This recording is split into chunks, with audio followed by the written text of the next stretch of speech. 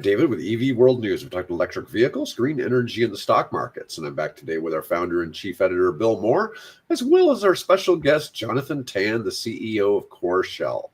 I want to read a little bit here.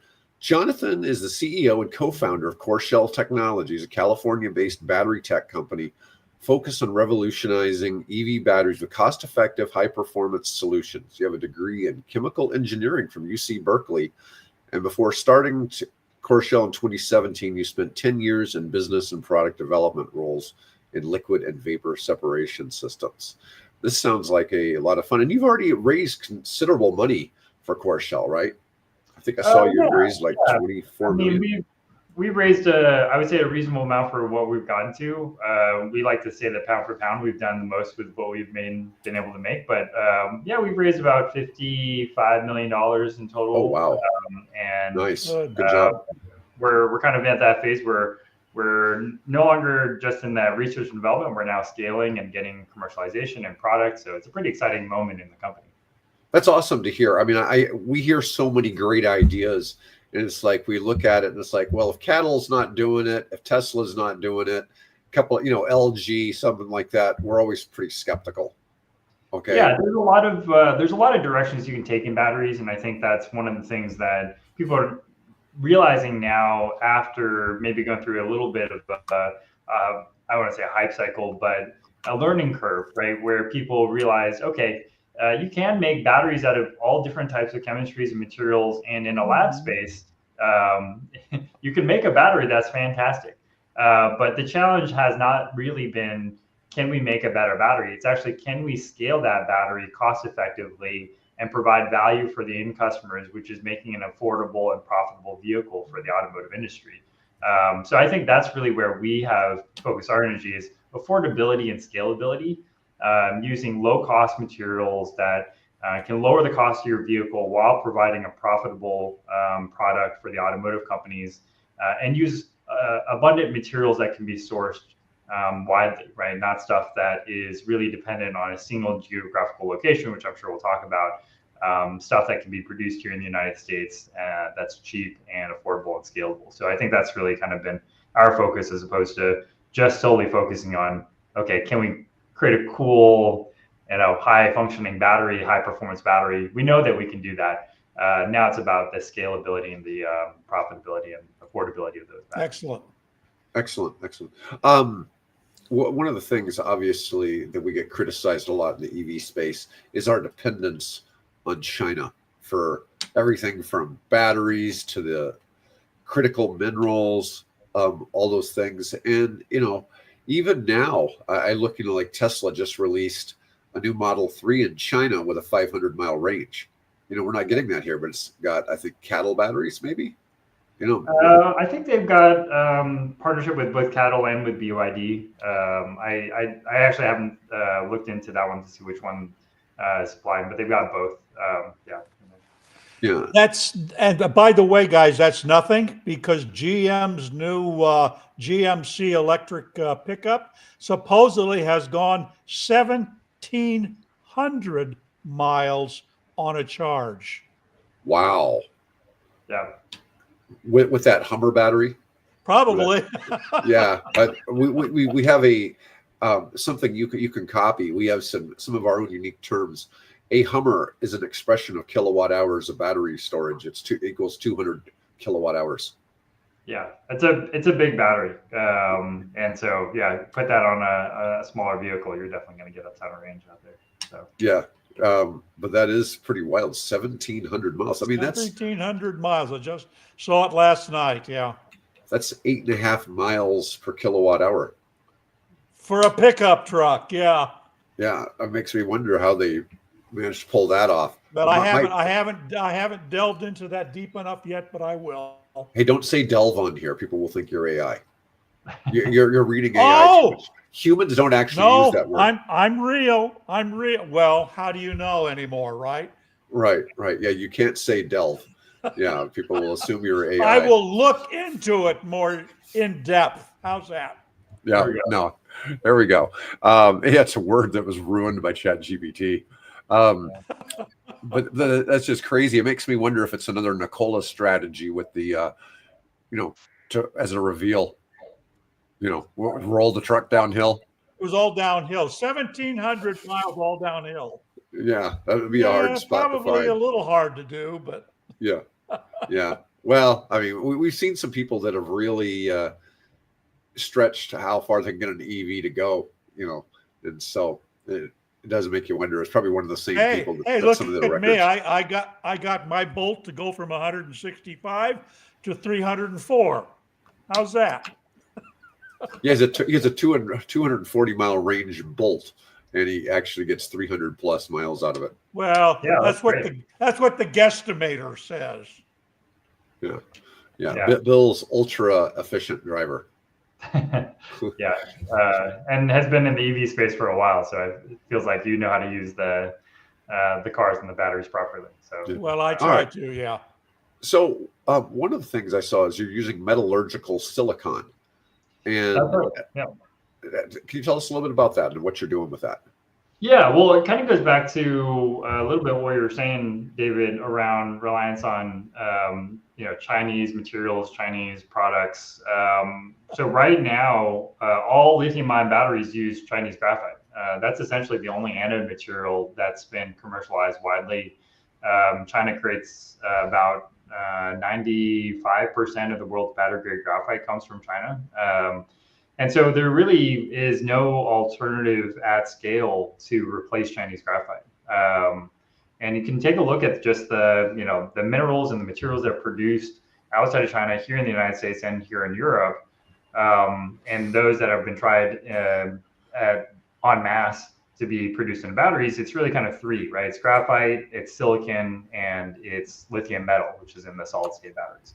By far, silicon is the most abundant out of all those materials. And when we talk about silicon, I think what separates Coreshell from other folks trying to use silicon is that we actually go directly to the source. We go to commodity grade silicon, which is called metallurgical silicon. It's the stuff that first gets processed when you take it out of the ground. You take the raw material, do one stage of refining to it. And we're taking that product and converting it into directly into a battery. So some of our customers have likened us to essentially taking sand and putting it into your battery and making it. That's how cheap and abundant this material is. So it's got the most scale, and it's got the best unit economics by far, if you can take this lowly processed silicon and directly put it into your battery as an anode material. So where do you source it? I mean, what is the base mineral? Mica, or where's it sourced from? Yeah, it's sourced from quartz, right? So quartz is SiO2, which is sand, essentially, but large chunks of it. That in the U.S. is primarily produced over in the sort of the eastern southeast area, so Alabama, West Virginia, and that's really where we have announced a really strong partnership. So we've sourced directly from a company called Fairglobe. They're a publicly traded company. They're a commodity producer of materials, but primarily silicon. So they're the largest silicon producer outside of China. So in the US and in Europe, they own the most amount of silicon production in both of those regions. And they own everything from the refining all the way to the raw materials extraction. So they've gone all the way directly to the quartz mining. They own those mines, they own those assets. And so we're excited to be partnering with them, taking their material and directly putting into batteries. It's an opportunity that they've seen as expanding their use of their commodity grade silicon into a new area, right? A new industry. So we partner with them. We have been working with them for the past couple of years. We're excited to have them as both stakeholders, investors, partners, all the sorts. And it's pretty fun to see the raw materials extraction take place and go to see where all that stuff kind of comes out of the ground. And then for us to take that directly and put it into now an EV-sized battery. I used to live in West Virginia in the middle of the coal fields. So I'm hoping, is any of this coming out of the coal tailings? Can we use some of the mine tailings for this? Well, they can actually use a little bit of the coal in the refining process for the silicon. So, they can use some of that. So, they can use some of those, legacy mining products out there to make this into an actual EV Okay. battery place. So yeah, and I think the other thing that I'll just note there is that people have been talking about, okay, critical minerals, rare earth minerals, things that Right. are really important for national security these days to really strengthen our domestic resiliency, right? Being able to create those products here. And one of the pushbacks that always comes up is, okay, well, if you put shovels in the ground now, you're not going to have minerals for like 10 years. It's something that you got to start that process 10 years ago. Well, Fairglobe's producing this material at volume en masse today, right? They've already expended all the industrialization and capital, and it's already built up. They're producing hundreds of thousands of tons of this material today. And I think that's really where we're trying to get the word out, and we appreciate you guys giving us a platform on this Right. podcast So does to it? talk Yeah. about that, the fact that this is in our backyard, and we should be utilizing Using it, what's yeah. already produced, right? Like, let's not try to create something new when we have something in our backyard that's already readily available. So this is on the East Coast. So you have to get it from the East Coast to, I assume, Central California. Well, that's where we're making our differentiated product right now. So that's where we're doing the finishing right now. But Okay. we're still at the pilot scale, trying to really create the product, get it out to commercialization. Like I mentioned, we have a pilot production facility. We're making EV size batteries already. So we have a 60 amp hour battery that's roughly the same size as what's going on in the Chevy Bolt today. So that's taking the Fairglobe material from that East Coast, finishing it here in California, putting it into a full-size battery. And we've been working with a lot of automotive companies and defense companies to really demonstrate that this is a viable product. Once we get into that mass gigafactory type of levels, our plan is then to co-locate with Fairglobe on some of their production facilities so that you minimize the amount of shipping back and forth. Right. And you provide, I would assume, a level of employment in a severely economically impacted area, because obviously the coal mines aren't that strong a source of employment anymore. So that would be a positive. Yeah, no, I think we would love to, again, utilize those old industries to take what they've already developed, not have to create new greenfield projects that will take another 10 years, but really transform them and make them viable for this new energy industry, right? Try to take those products and make them viable for an affordable, profitable EV product, as opposed to a coal-fired power plant back in the day. So that would be a win-win, I think. Providing economic benefits and job security for folks that have already developed those skills in those other industries before. Does your technology skip cobalt? That's on the cathode side. So, we're focused mainly on replacing the graphite on the anode side. But I will say our first pairing is with an iron phosphate cathode. And so I think we would love to continue to make that push as well. I think that really has, and you guys have seen some of the news, I'm sure, GM recently announced that they're transforming one of their Ultium facilities to an iron phosphate based cathode. A lot more of the iron phosphate has really now started to make its way. Previously, people had talked about iron phosphate being sort of I don't want to call it low class, but sort of a lower tier product, because it didn't have as much of the energy density. So you couldn't get as much range, right? We were talking about range at the top of the hour. But people have now really innovated so much so on the pack level, on the sort of efficiency of packing and making iron phosphate even more energy dense. And really what we can do is we can take it even a step further by pairing that very safe, low cost iron phosphate with our silicon anode, which is very high energy density and very light. And so we can combine those two. And so you get the benefits, in my opinion, of both. You get the range extension of the silicon, while you get the safety and the cost benefits of the iron phosphate cathode. So we think that's really primed for, let's say, the mass market, right? Mass market vehicles, volume vehicles. We think our LFP, lithium iron phosphate plus silicon battery cell could really be a big winner in that space. Yeah. So let's because I have a bolt. Let's talk in terms of the bolt here. Sure. If that bolt were to have your cathodes in it now, what would I see in terms of? I mean, the EPA says it's 250 miles, right? And because of the way I drive and where I drive, I've got that up to 300 estimated. So what would I see typically with either range extension or cost reduction, whichever makes the most sense? Yeah, our goal is to really provide hopefully both. So what I would say is that what we've shown is that we can add about 25 to 30% range by replacing the graphite with silicon.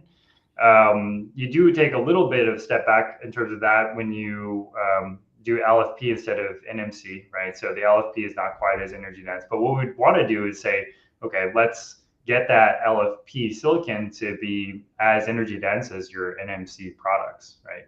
So that's really what we can do is hopefully add a little bit of range, get you to that 300-mile range is probably our goal for the LFP silicon. And that's really where we think most Americans would want their vehicles is about a 300-mile range vehicle. But the benefit that I'll add to that, Bill, is a couple of big things. One, I'm sure you remember the recalls that the Chevy Bolt had. Due to fires and due to those issues. The safety aspect of NMC, I think people have really realized can be challenging, especially as people are trying to get through these higher nickel quantities and all those things. So one, a lot less chance for recall, a lot less concerns about fire, a lot less concerns about the safety of your batteries comes through LFP. And then the other thing, Bill, is, as you mentioned, is a much cheaper cost, right? So lowering the cost of your vehicle by $5,000 to $10,000 so that it can start to become much more in that volume entry level vehicle pricing, which I think has been missing in the market by quite a bit. It's exciting to see where batteries have been going price wise, and what was it? We saw another $4,000 or $5,000 car by Geely or something like that in the past week. Yeah, the Smurf. The Smurf. The Smurf. Yeah. I mean, it's just ridiculous how cheap some of this is, and people are, it's funny because we deal with a lot of people criticizing our videos and stuff, and they'll be using data from like 10 years ago, when there weren't really a whole lot of EVs in 2014, 2015 kind of thing. And it'll just be interesting to see the things they'll comment. And my favorite one is always the child slave labor in the Congo and stuff like that. That's always one of my favorites. And it's like, well, if we stop using the cobalt from the Congo and EVs, they'll still be able to, the kids will still be able to eat because they'll still have iPhones. That's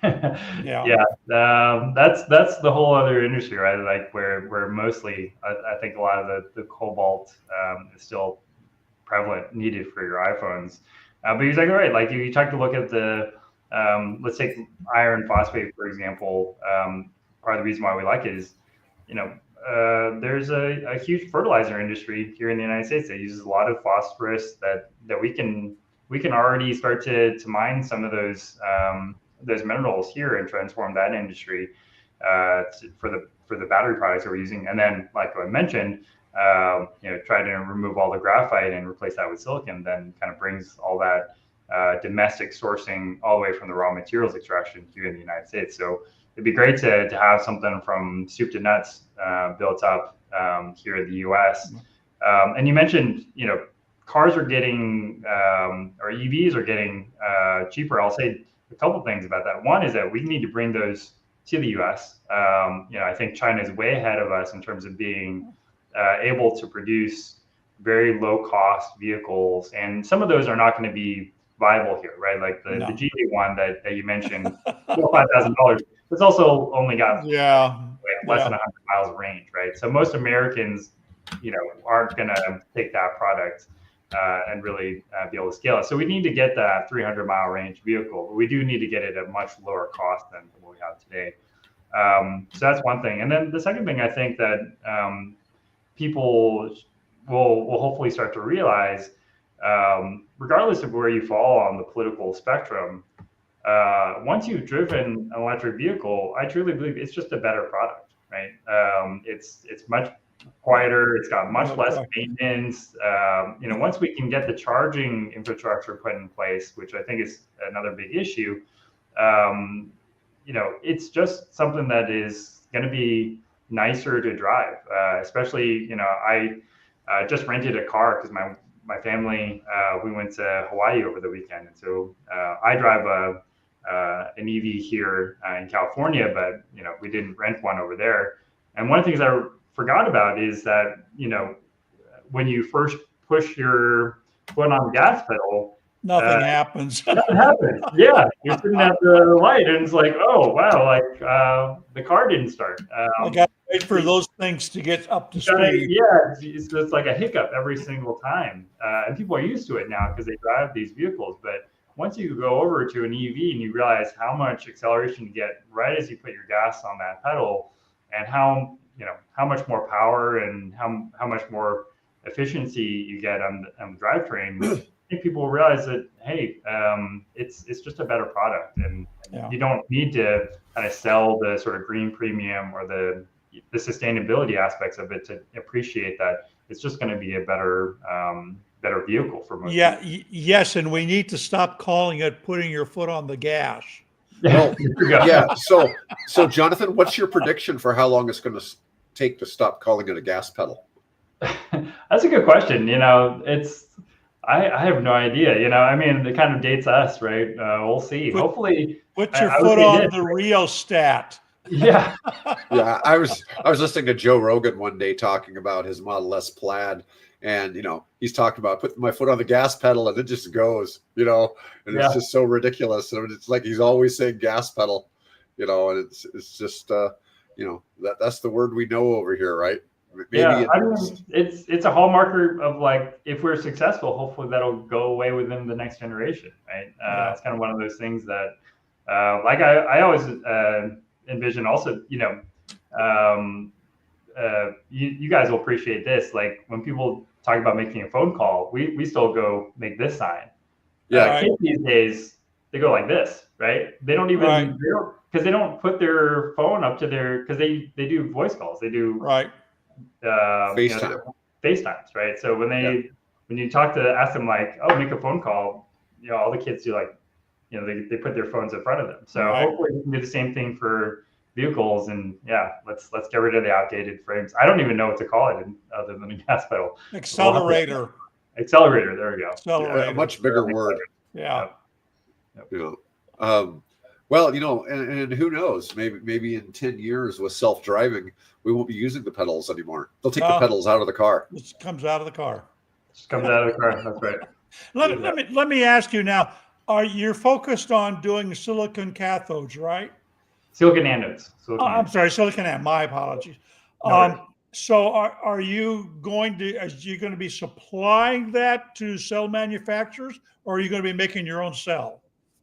It's a great question. Right now, we have taken it all the way to making our own cells. And we're doing that just because we want to show the industry that this is commercializable. It's producible using standard battery production equipment. That's one thing that we want to make sure to do is show the world that you can make this very cheap battery without having to reinvent the manufacturing process. Because I think that will be too much of a leap for most large-scale cell and automotive companies to really do in the next few years. So we have done that, and we're starting to, like I mentioned, make EV-sized batteries. They're commercialized today. We have off-takers for those batteries today, and as I mentioned, defense industries and smaller mobility products. We've got some of these batteries. We're working with an electric dune buggy company called Myers-Manx. About getting these batteries out into commercial products. Long term, though, we're not hoping to be our own gigafactory producer. There's really, I think that's a kind of a different level. So we want to demonstrate this at a small commercial level just to show that it can be made into a full battery product. And then after that, once we get to large scale, we just want to be the silicon anode producer. Okay. And that's really where we can leverage, again, the partnership with Fairglow, co-locate next to their facilities, take advantage of not having to build our own greenfield facility, take advantage of the industrialization that they've already put into. Are these pouch type batteries, or are they sort of more prismatic? Right now, we're making large scale pouch, but we actually have been designing a large scale prismatic cell as well. So I think those are the two that really take advantage of the LFP safety. You can really scale much bigger with LFP and have a safer cell. NMC, of course, in our opinion, really requires much more of those cylindrical cells made so that you can have more space in between them and a little bit more safety. One of the things I've read about silicon is that they have a problem with swelling. Am I misunderstanding that, or? Yeah, that's been the challenge traditionally with silicon. And that's really why I think a lot of other silicon technologies have gone the route of very highly engineering their silicon anodes, which means that they haven't really actually started from silicon. They've started from things like silane, which is a gas form of silicon. It's silicon that's been purified and then vaporized and then created in a whole nother industry. Then they take that and they create these nanostructures, either nanowires or types of forms to kind of like control some of that swelling aspect. We've kind of taken a different approach, which is that we've taken commodity grade silicon, we've only minimally processed it, and then we apply a thin film coating onto that. So that's really kind of our approach to solving some of the swelling challenges associated with silicon. And that's really our background that my co-founder and I started, is that we worked in other thin film and nanomaterials industries. So I worked in polymer membranes. My co-founder worked in thin film solar. So we knew how to scale these very low cost nanomaterials. And we used that approach to really solving the swelling challenges that are mostly associated with silicon. So we've shown that with our technology applied at a full battery level, our silicon anode battery swells the same amount as a graphite based cell. So that you don't have to deal with any sort of challenges you can take our cell, put it directly into the same pack architecture that a graphite based battery is, and you don't have to manage the swelling at all. So we manage all the swelling sort of on the materials level, so that the battery and the automotive users don't have to do anything extraordinary with their packs. One of the things besides being able to scale this up, one of the things I assume you are thinking about is how do you also make the battery recyclable? Because we're seeing more and more of the concerns about, we're going to have landfills full of wasted batteries. Obviously, there's a lifespan where that cell can probably go into a secondary use. But at some point, then it needs to be shredded and all the materials pulled apart and so on. Is that something that you think about in terms of when you engineer these? I think that's always something that is in the back of our minds, is making sure that there's no challenges to getting into the recycling process right now. We haven't obviously done any recycling ourselves or kind of on that side of things, just because we're kind of in the front of the life, not on the back end of it. But yeah, no, we definitely feel that industry also needs to get brought up. It's going to be a challenge, I'll say that, with getting that industry sort of brought up in parallel with the EV and battery industry. And part of the reason I think it's going to be challenging is that even within the past 5 years, the chemistry of these batteries have changed every single year.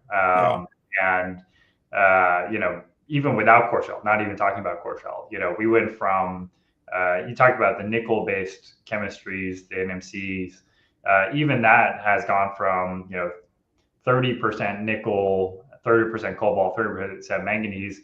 Now people are working on 90% nickel, 5% cobalt, 5% manganese, right? So the ratio of that chemistry continues to change, and now people are talking about high manganese, which means removing the cobalt entirely, having 50 or 60 or 70% manganese and 30 or 40% nickel, which is what Ford and GM announced that they're really excited about as a cathode for the future here in the United States. So all those chemistries continue to change. We hope to be one of them that really brings, again, much more sustainability and affordability on the front end of it.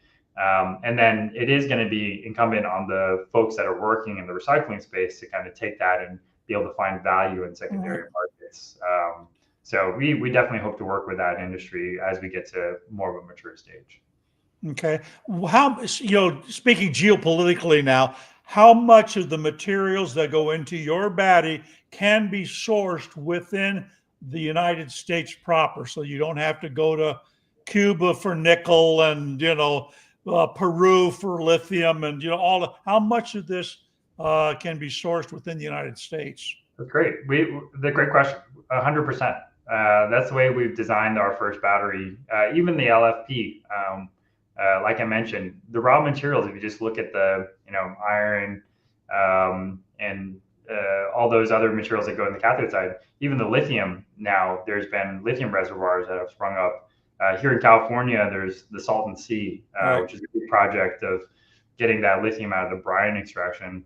I think the economics are going to be challenging, but that doesn't mean that there's not ways to get those minerals here. And so, the last remaining piece we felt like that was really big was really that graphite aspect. And what I think people don't realize is that graphite is the single largest material in all lithium-ion batteries. It's about half of the materials that actually go into the battery. So it's by far the single largest component. And we're surprised by how little that's talked about. So if you can replace that, then you're already 50% of the way. And then if you use that iron phosphate, then you can kind of replace the rest. Yeah. Why is China such a? You would think on a globe with mountains and all of the minerals and things that we can see, that there would be multiple sources of that. Why do they dominate? Do they just? Is it like the Middle East where they had the concentration of oil, whereas China got the concentration of graphite? Yeah, it's a great question. There's two things. One, natural graphite. So they do have the abundance of that material in China. So there's kind of natural graphite that's produced or that's being able to be extracted out there. So there is a concentration of that resource over in China that is way more prevalent there than in other geographical regions. Like here in the United States, there's actually very little natural graphite that's being able to be extracted out of the ground. So there is a little bit of that, the natural graphite. The second is that even if you can get graphite from other regions of the world, the refining aspects of that graphite also reside in China. So it's a combination of the fact that they do have a prevalence of those resources, but they've also built up the sort of the refining and the final finishing stages of that, and they're the best at doing that in a cost-effective and scaled manner as well. So they again have spent a lot of resources doing that, and they built up that ecosystem. That's, I think, really what China does well, is that they look at what's produced here, what do we have as a material? Let's vertically integrate as a country all the way to getting that into the product and creating this very efficient chain from the raw materials extraction to the refining of the graphite to making the batteries, making the LFP and the CAM materials, and then making the EVs. And then because they take a look at that strategy holistically, and they can have some national support, that whole ecosystem is taking a look at one long chain, and everything is working in harmony there. And I think that's where the U.S. has in my opinion, struggle to compete against China is that in the US, I think everything is looked at much more within its own sort of sphere, right? So the EV players, the battery manufacturers, the raw materials extractors, the cathode producers, if you think about it, our system is much more set up so that every single piece of that has to generate a lot of profit and create a lot of value independently. And when you add up all those things, all of a sudden you have kind of more independent pieces that don't necessarily all fit together, as opposed to China has taken a strategic approach to making sure that's much more vertically integrated. So hopefully, what we're trying to do here in the United States is show that you can do that approach here, probably not in the same way that China does, but we have all the resources to do those things. But let's not try to make something that's a like-for-like replacement of what China is doing. They're well ahead of what they're doing on their game. Let's take a look at what resources we have here, take advantage of those, and really double down on what are the things that we can produce here that create both a product edge as well as a national security benefit here in the United States instead. What are we? We had a very pro EV administration, right, for a 4-year period of time. Prior to that, we had, Obama kind of pulled that back out of the sinkhole that had gone into during the Bush administration. What is there that's being done or can be done at the federal policy level that you'd like to see be done that maybe isn't being done, or retreats that have, that are going to impact your particular business that you'd like to see change so that we can move this thing forward? That's a great question.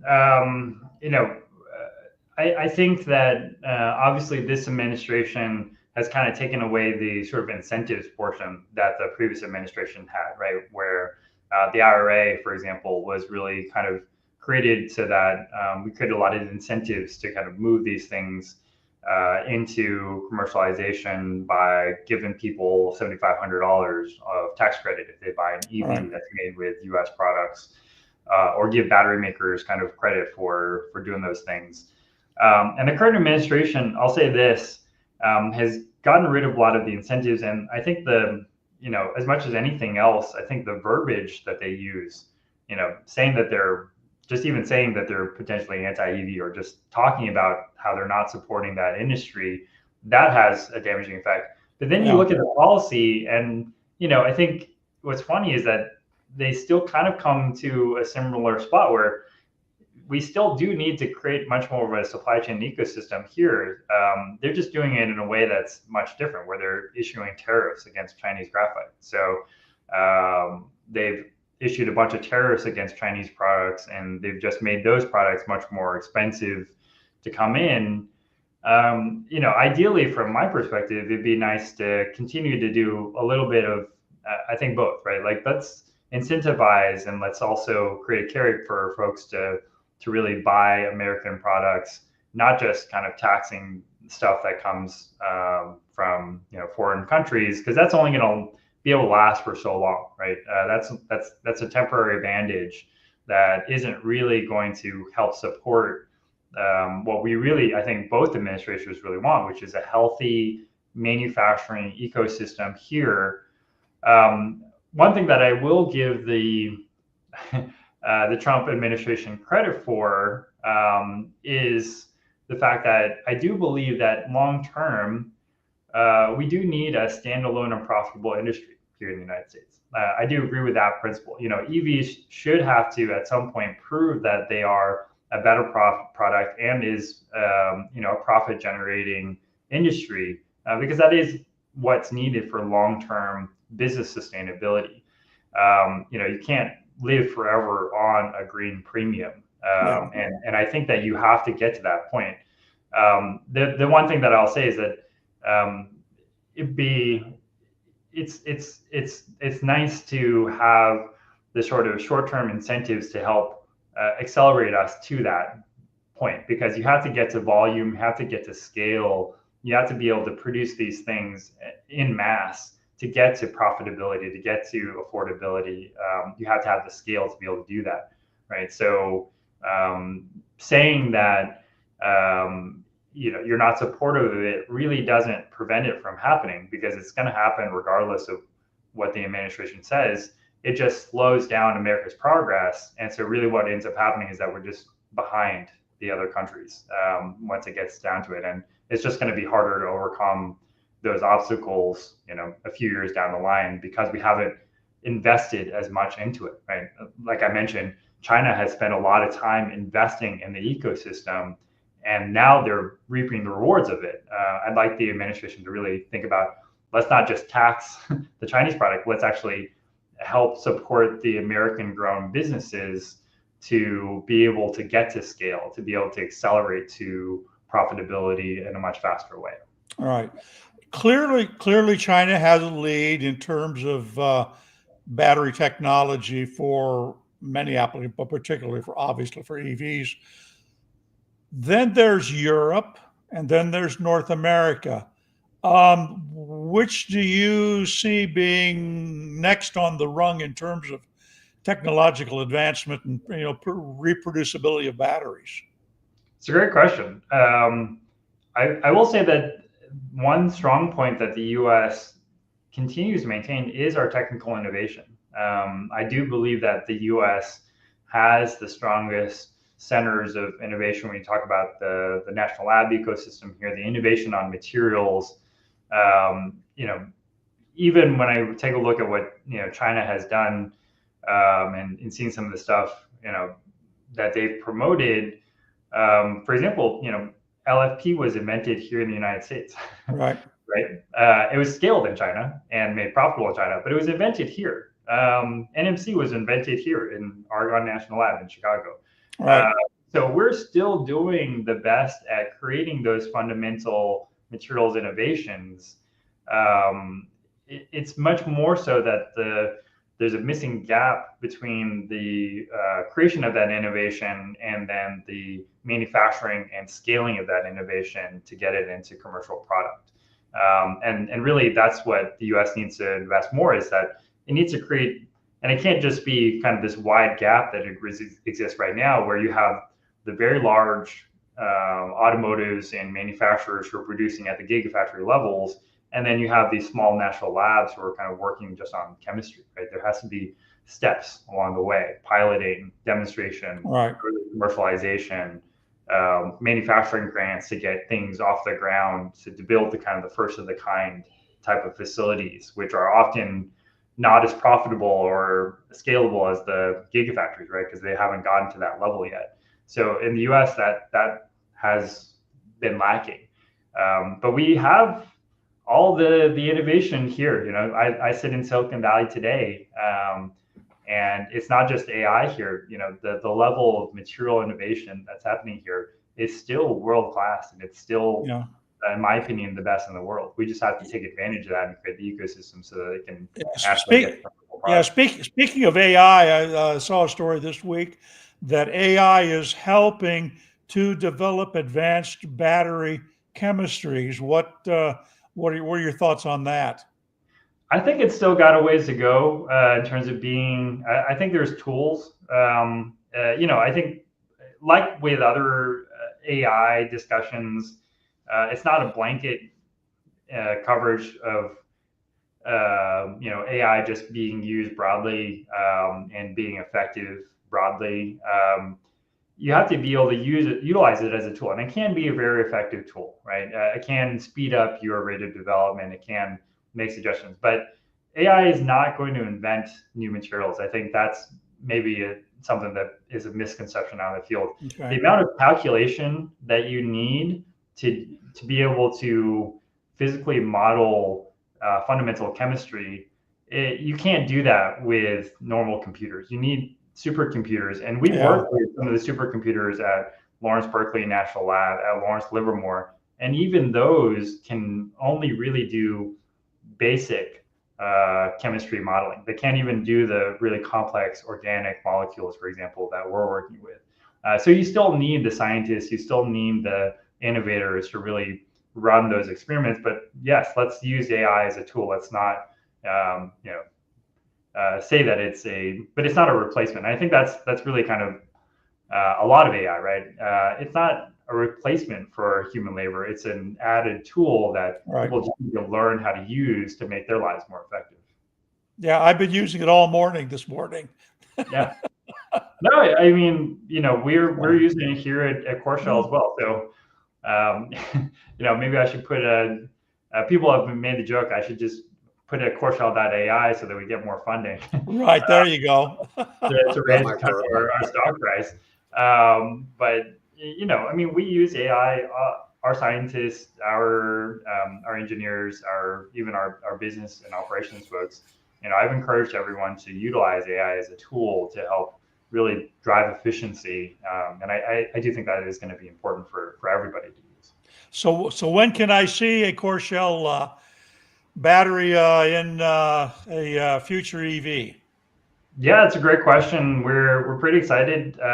We are in the formal programs now to get it into an actual electric vehicle product, and our goal is to get it actually into a vehicle by 2028. That would be kind of the goal that we have, and we're in target with that. So we have some multi-year agreements that we put together with automotives themselves. Can't talk about them publicly just yet, but hopefully by this year and early next year, we'll be able to announce some of those things. We feel pretty confident about that.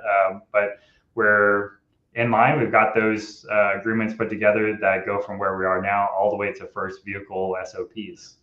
So we have line of sight into actually getting into an actual EV product, which I don't think many folks have been able to claim in this technical innovation space. Okay. Dave, you got anything you want to touch on? Well, I think we've pretty much used up our time. So I really want to thank you, Jonathan, for coming on with us. Folks, I want to thank y'all for listening. And I'll be back tomorrow with engineer Mike Herzog and another special guest tomorrow. So, yeah. Right. Anyways, Jonathan, hang around for a minute while we finish. Thank you so much. Thanks, guys. Really appreciate it, and really excited about what you guys are doing, and hopefully, we can continue to promote this industry and grow it here in the United States. Great. Thank you.